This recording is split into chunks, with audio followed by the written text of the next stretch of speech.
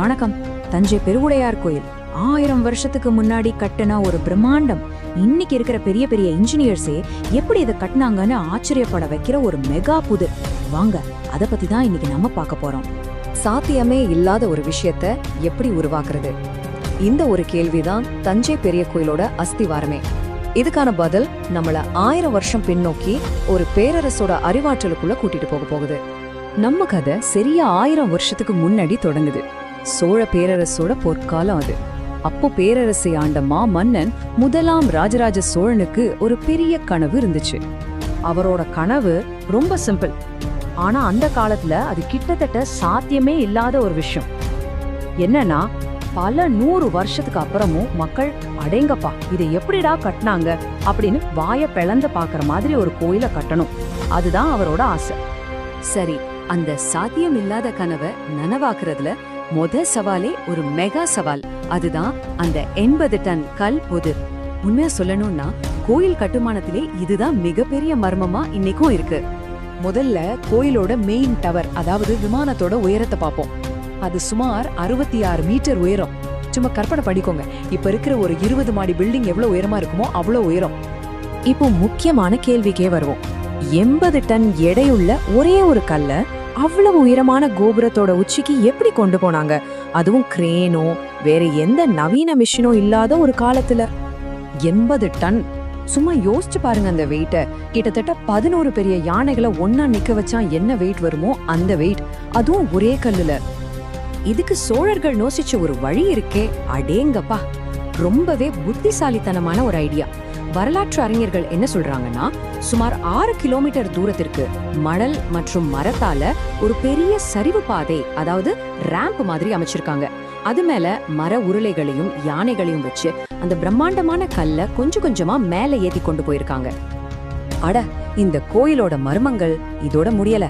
அடுத்து நாம பார்க்க போறது நிழல் மர்மம். இது ஏதாச்சும் மேஜிக்கா இல்ல பக்கா சயின்ஸா? வாங்க பார்க்கலாம். நீங்க கூட கேள்விப்பட்டிருப்பீங்க, இந்த பெரிய கோயில் கோபுரத்தோட நிழல் கீழே விழாதுன்னு ஒரு பேச்சு இருக்கு. இது ஏதோ தெய்வ சக்தி, ஒரு மாயம்னு நிறைய பேர் ரொம்ப காலமா நம்பிட்டு இருந்தாங்க. ஆனா உண்மை அது இல்ல. இதுல எந்த மேஜிக்கும் கிடையாது. முழுக்க முழுக்க பக்கா ஜியோமெட்ரி. கோயில்ல அவ்வளோ கச்சிதமான வடிவியல் கணக்குகளோட கட்டி இருக்கிறாங்க. அதனால கோபுரத்தோட நிழல் அதுக்கு கீழேயே அதோட அடித்தளத்துக்குள்ளேயே விழுந்துருது. இவ்வளவுதாங்க விஷயம்.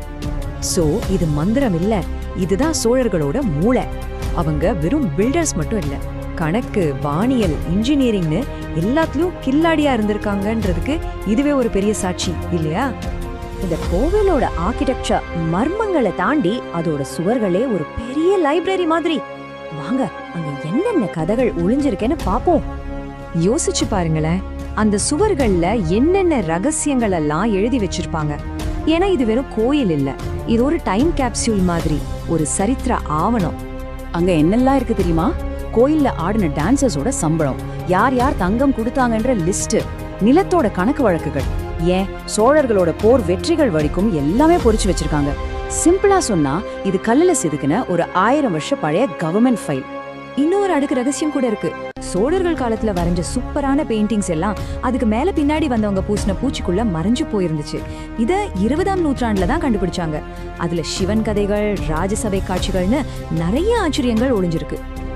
இப்படி எத்தனையோ மர்மங்களை உள்ள வச்சிருந்தாலும் இந்த கோயில் காலத்தையே ஜெயிச்சு நிக்குது. அதோட லெகசிய பத்தி இப்ப பார்க்கலாம். கோயிலுக்கு வெளியில பாத்தீங்கன்னா ஒரு பிரம்மாண்டமான நந்தி சிலை இருக்கும் பாருங்க. அதுவும் ஒரே கல்லுல செஞ்சது. அதோட வெயிட் மட்டும் சுமார் 25 டன். இந்தியாலேயே இருக்கிற பெரிய நந்திகள்ல இதுவும் ஒண்ணு.